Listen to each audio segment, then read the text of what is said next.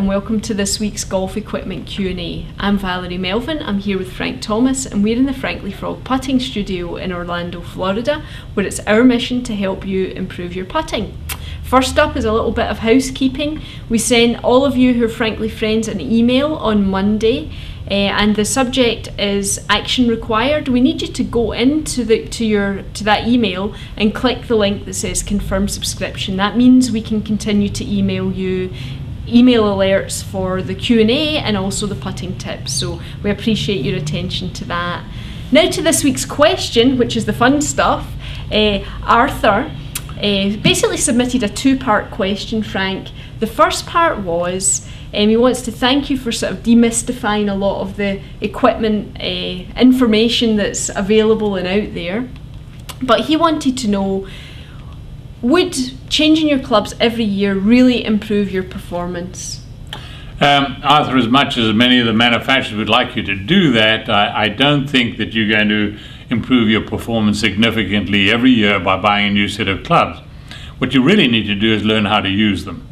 And that requires a full swing lesson or a dedicated putting lesson from a certified putting instructor. So get that done, and also exercise a little bit and get your body into shape. That'll help quite a bit. Okay, very good. And the second part of the question was, do you believe that Rory McIlroy's success was due to the fact he was playing with blades and also that he didn't have a hybrid in his bag? Arthur, Rory's a super champion. We all got to admit that.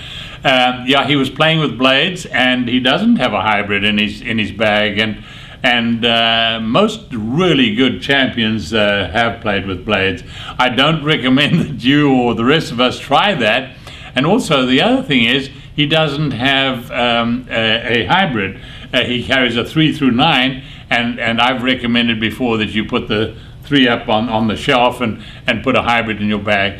But he's a superstar, and he's able to do it. And when we can play like he can, then we can probably go to blades. But he's got some super equipment, and he's a super guy. He really is. Well done, Rory. Well done, right.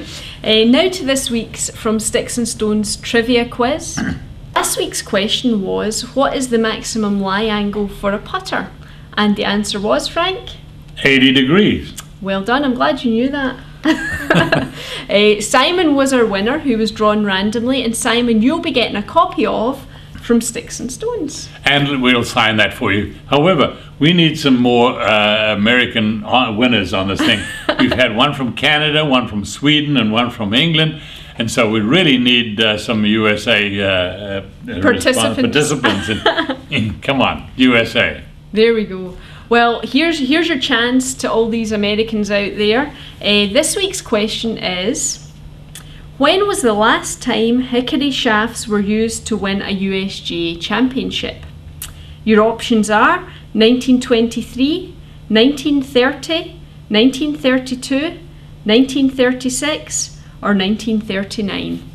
So go ahead and make your selection on the From Sticks and Stones trivia quiz.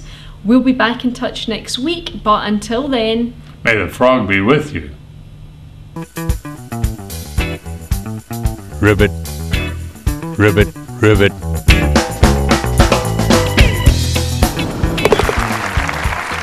Find your frog at franklyfrog.com. Ribbit.